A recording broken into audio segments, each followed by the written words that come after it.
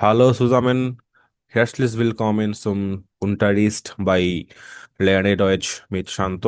আজকের জার্মান ক্লাসে সবাইকে স্বাগতম জানাচ্ছি।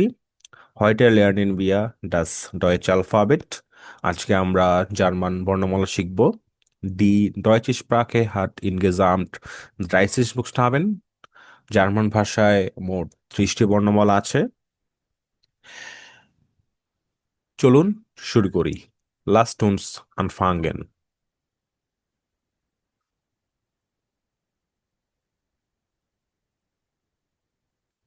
জার্মান ভাষার বর্ণমালাগুলো দেখতে ইংরেজির মতোই, কিন্তু ইংরেজির মতো দেখতে হলেও এর উচ্চারণ কিছুটা ভিন্ন। তো চলুন আমরা শুরু করি যে জার্মান ভাষার বর্ণমালাগুলোর উচ্চারণ কিরকম হয় সেগুলো আমরা আজকে শিখব। আ,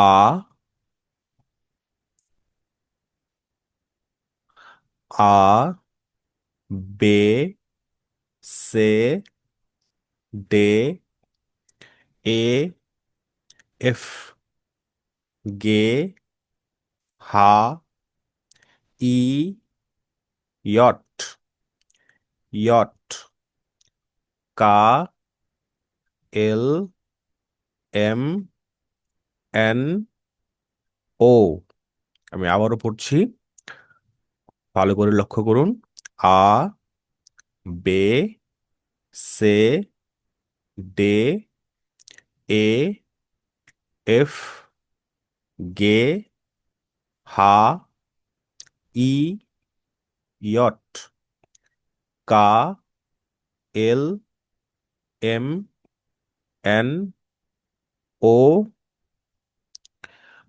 পে, কু, আর, এস, টে, উ, ফাও, ভে, ইক্স, ইপসিলন, সেট, পে, কু, আর, এস, টে, উ, ফাও, ভে, ইক্স, উপসিলন, সেট।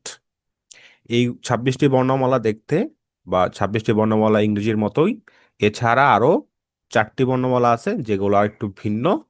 যেমন আ, আয়ের উপর দুটো ফোঁটা, তো এগুলোকে বলা হয় উমলাউট। যেমন আ উমলাউট, ও উমলাউট, উ উমলাউট, এবং লাস্টে হচ্ছে এস সেট।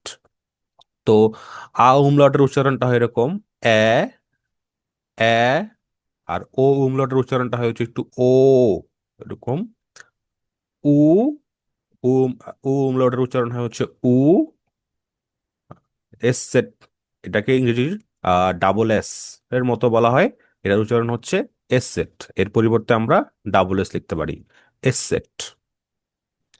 এই ছিল আজকের জার্মান বর্ণমালা। তো আমরা চেষ্টা করব জার্মান ভাষার আইন্স লেভেলের বা A1 লেভেলের যত গ্রামার আছে সেগুলা ধীরে ধীরে শেখার। তো আমার এই চ্যানেলে আমি সপ্তাহে 2টি করে ভিডিও আপলোড করব বিভিন্ন গ্রামাটিক, বিভিন্ন টপিকে। তো আজকে এই পর্যন্তই। চুস।